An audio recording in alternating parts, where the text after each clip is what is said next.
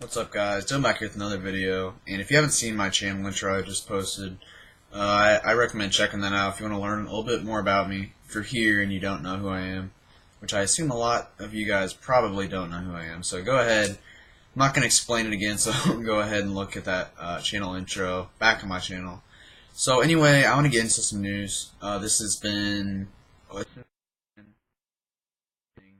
the Donald Sterling thing. The Clippers owner, who, if you guys don't know anything about this, you probably haven't been on the internet, or haven't watched TV, or haven't gone outside and talked to anyone in the past 4 days, or 3, however many days it's been, 4, I believe.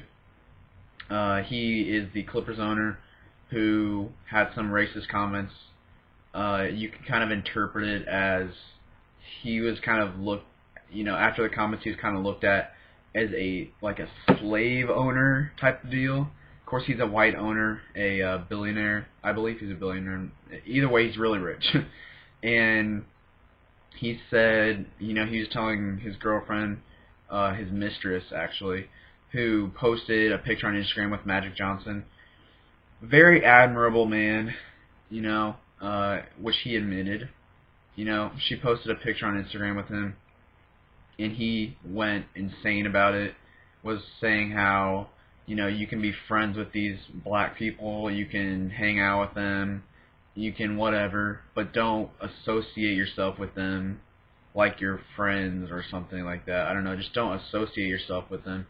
And, I mean, obviously, in the NBA, where it's like 70 or 80% black, people, most of the players are black. A lot of the owners and GMs and coaches are black. So, including, I believe their GM is black, and then I know Doc Rivers is black. So, pretty much, and then like 10 and a half of their players are black. Of course, I'm saying half because Blake Griffin is mixed. So, yeah. So you got Turkoglu and you got Redick, and then half of Blake Griffin, the only non-black players on that team. So, well, I guess Matt Barnes, but anyway, I don't know if he's half black or anything like that. But anyway, so yeah, he's worked with black people and in the NBA, and pretty much is acting like you can work with them, you can make money off them, which I don't think he directly admitted that, but it's pretty much what the way to interpret it is that he's making money off them, but doesn't want to be associated with them. Kind of sounds like slavery a little bit, doesn't it? Kind of sounds like a slavery situation. Obviously it's not, but he's kind of acting as if it's that way. So, that was released from TMZ. Somehow they got a hold of that video, and the NBA was investigating it. It only took a few days, and Adam Silver, who's only been the commissioner for almost 3 months now, only a few days short of 3 months here, he had his first big test as commissioner, of course, after taking over for David Stern, who's been around for a long time. He was actually his prodigy, I guess you could call him, for like 20 years though. So he's been around for some time, but this is he's as high up as you can get, and he had his first big test with this whole situation, and he had a press conference earlier. He decided to ban Sterling from the NBA for life. So he gives him a lifetime ban, and then he also fines him $2.5 million, which is the league maximum you can fine someone. And something that I really like about this is that they will be donating all the money to different charity organizations that deal with discrimination and racism, how to deal with that. So, which they're gonna the players board and the NBA as a whole are gonna decide which organizations to donate. But I like that a lot because some things you see in the past in all sports, MLB, NBA, excuse me, NFL, NHL, soccer, whatever, MLS, whatever it is. People and players, I should say, coaches are getting fined, and for maybe violating a rule or something like that. And the organization, meaning like the NBA, the business or whatever, they just keep the money for themselves. They pocket it. And the NBA doesn't really earn that money. They make the rule, and just because someone breaks it, that doesn't necessarily give you the right to keep the money. Of course, they're making the rules here, but you know, I'd like to see them donate to something like in the NFL.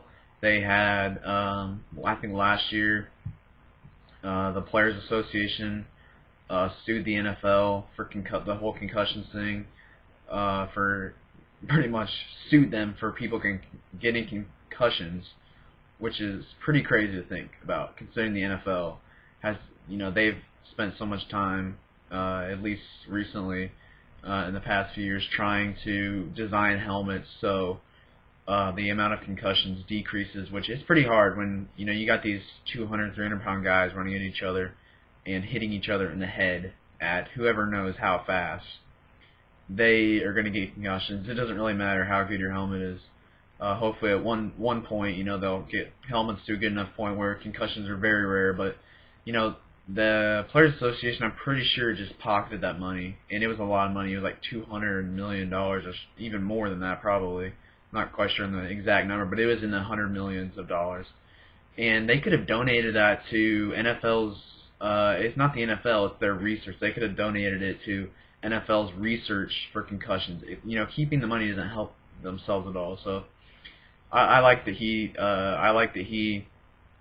Silver and the NBA are going to be donating that $2.5 million to charity to help stop things like this with racism and discrimination, which is, you know, it's pretty crazy that stuff like this can happen after all the years. After this, I'd say this generation is the most, like, I don't want to say understanding, but, you know, you don't really see people judging as much.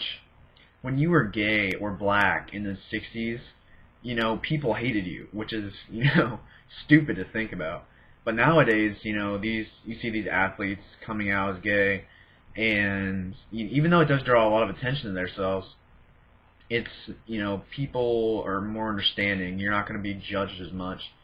So, you know, racism is always going to be around, as well as judging, you know, as a whole. But it still sucks that stuff like this happens.